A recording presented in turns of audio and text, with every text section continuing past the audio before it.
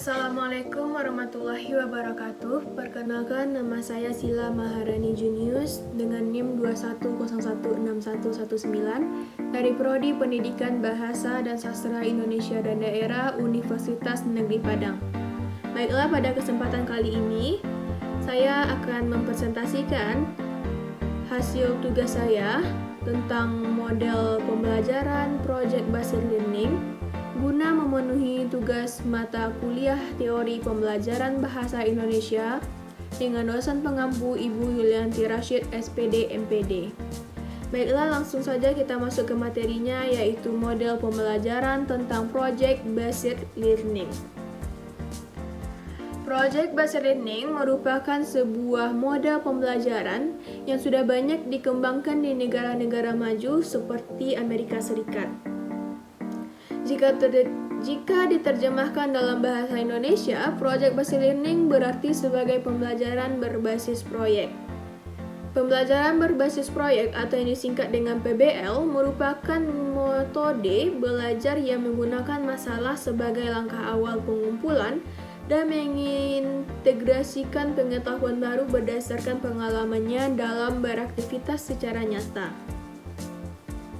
Adapun pengertian Project Based Learning menurut para ahli, yaitu menurut Thomas, itu dia menyatakan bahwa proyek adalah tugas yang kompleks berdasarkan tema yang mendatang yang melibatkan siswa dalam mendesain, memecahkan masalah, mengambil keputusan atau kegiatan investigasi yang memberikan kesempatan kepada siswa untuk bekerja dalam periode waktu yang telah dijadwalkan dalam menghasilkan produk.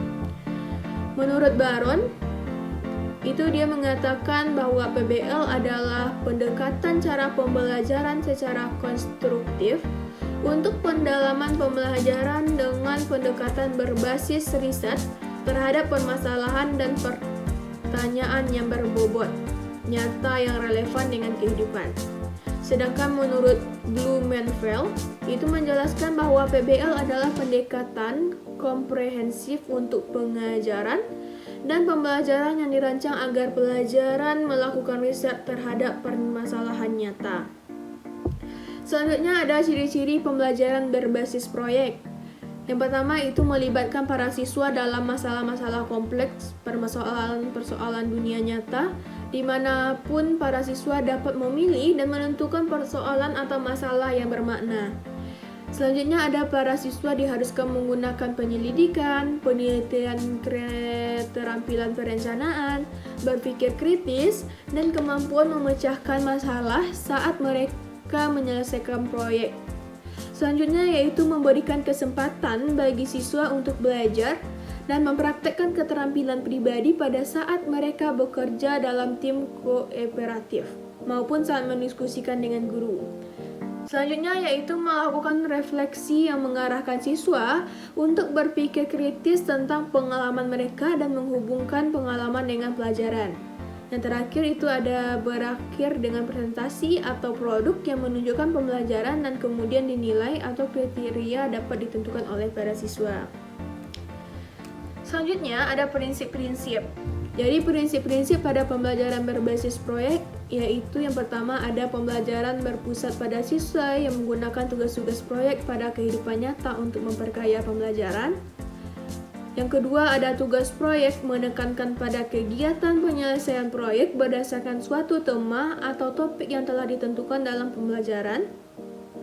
Yang ketiga itu ada tema atau topik yang dibelajarkan dapat dikembangkan dari suatu kompetensi dasar tertentu atau gabungan beberapa kompetensi dasar dalam suatu mata pelajaran atau gabungan beberapa kompetensi dasar antar mata pelajaran. Nah, yang keempat ada penyelidikan atau eksperimen dilakukan secara otentik dan menghasilkan produk nyata. Produk tersebut selanjutnya dikomunikasikan untuk mendapat tanggapan dan umpan balik untuk perbaikan produk. Yang terakhir, yang kelima, yaitu pembelajaran dirancang dalam pertemuan tatap muka dan tugas mandiri dalam fasilitasi dan monitoring oleh guru. Kita lanjut ke langkah-langkah. Jadi, Project Based Learning juga mempunyai langkah-langkah, yaitu Yang pertama, penentuan pertanyaan mendasar. Yang kedua, mendesain perencanaan proyek. Yang ketiga, itu menyusun jadwal. Yang keempat, memonitor peserta didik dan kemajuan proyek. Yang kelima, menguji hasil. Yang keenam, mengevaluasi pengalaman. Selanjutnya, ada tujuan pembelajaran berbasis proyek. Tujuannya yaitu yang pertama, memperoleh pengetahuan dan keterampilan baru dalam pembelajaran, meningkatkan kemampuan siswa dalam pemecahan masalah proyek, membuat siswa lebih aktif dalam memecahkan masalah proyek yang kompleks dengan hasil produk nyata berupa barang atau jasa. Yang keempat yaitu mengembangkan dan meningkatkan keterampilan siswa dalam mengolah sumber atau bahan, alat untuk menyelesaikan tugas atau proyek. Yang kelima, ada meningkatkan kolaborasi siswa, khususnya pada pembelajaran berbasis proyek yang bersifat kelompok. Oke, kita lanjut ke kelebihan atau keuntungan pembelajaran berbasis proyek. Jadi, keuntungan atau kelebihan pembelajaran berbasis proyek itu ada yang pertama, yaitu meningkatkan motivasi belajar peserta didik untuk belajar, mendorong kemampuan mereka untuk melakukan pekerjaan penting dan mereka perlu untuk dihargai. Yang kedua yaitu meningkatkan kemampuan pemecahan masalah. Yang ketiga ada membuat peserta didik menjadi lebih aktif dan berhasil memecahkan problem-problem yang kompleks. Yang ketiga itu mendorong peserta didik untuk mengembangkan dan mempraktikkan keterampilan komunikasi. Yang keempat yaitu meningkatkan kolaborasi. Selanjutnya yaitu meningkatkan keterampilan peserta didik dalam mengolah sumber. Lalu menyediakan pengalaman belajar yang melibatkan peserta didik secara kompleks dan dirancang untuk berkembang sesuai dunia nyata.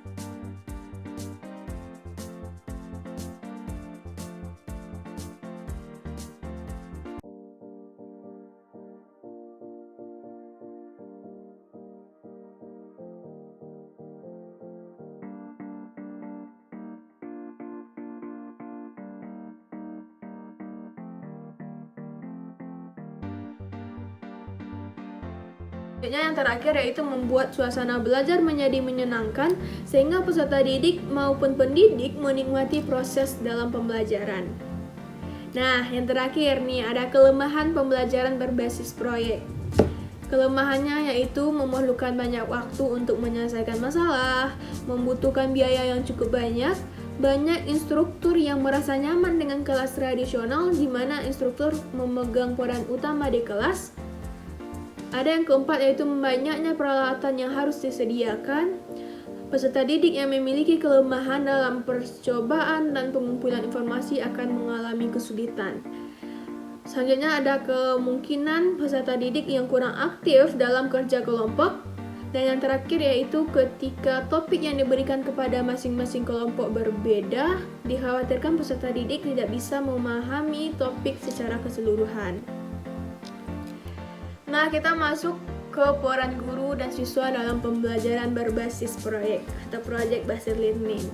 Menurut Waras Kamdi, selama berlangsungnya proses pembelajaran berbasis proyek, pelajaran akan mendapatkan pembimbingan dari narasumber atau fasilitator. Di mana peran fasilitator atau peran guru yang pertama yaitu mengajar kelompok dan menciptakan suasana yang nyaman. Yang kedua, memastikan bahwa sebelum dimulai, setiap kelompok telah memiliki seorang anggota yang bertugas membaca materi, sementara teman-temannya mendengarkan dan seorang anggota yang bertugas mencatat informasi yang penting sepanjang jalannya diskusi.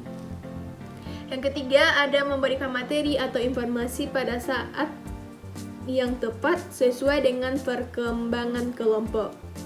Nah, yang keempat yaitu memastikan bahwa setiap sesi diskusi kelompok diakhiri dengan self-evaluation.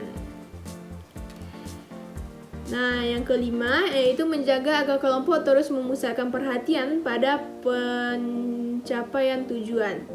Yang keenam, memonitor jalannya diskusi dan membuat catatan tentang berbagai masalah yang muncul dalam proses belajar, serta mengajar agar proses belajar terus berlangsung.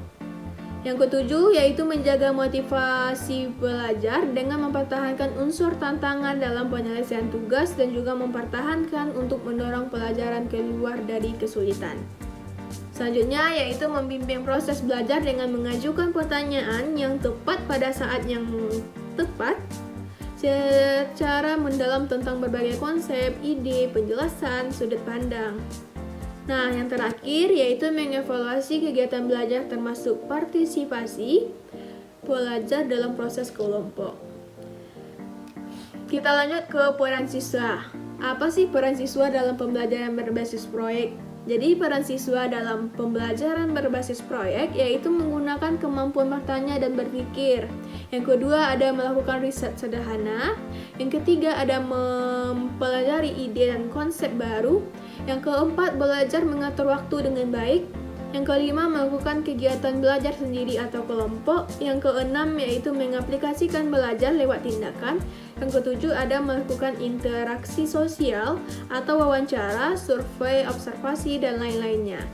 Nah, yang terakhir ada kegiatan lebih banyak pada kerja kelompok. Nah, selanjutnya kita masuk ke manfaat pembelajaran berbasis proyek. Menurut pendapat Fatur Rahman, itu ada beberapa manfaat pembelajaran berbasis proyek. Yang pertama, memperoleh pengetahuan dan keterampilan baru dalam pembelajaran. Yang kedua, ada meningkatkan pengetahuan peserta didik dalam pemecahan masalah. Yang ketiga, ada membuat peserta didik lebih aktif dalam memecahkan masalah yang kompleks menurut hasil produk nyata berupa barang atau jasa. Yang keempat, ada mengembangkan dan meningkatkan kemampuan peserta didik dalam mengelola sumber atau bahan atau alat untuk menyelesaikan tugas. Selanjutnya ada peserta didik membuat keputusan dan membuat kerangka kerja. Lalu peserta didik merancang proses untuk mencapai hasil dan peserta didik melakukan evaluasi secara kontinu. Oke, sekian presentasi saya tentang Project Based Learning. Semoga bermanfaat. Sekian, terima kasih. Assalamualaikum warahmatullahi wabarakatuh.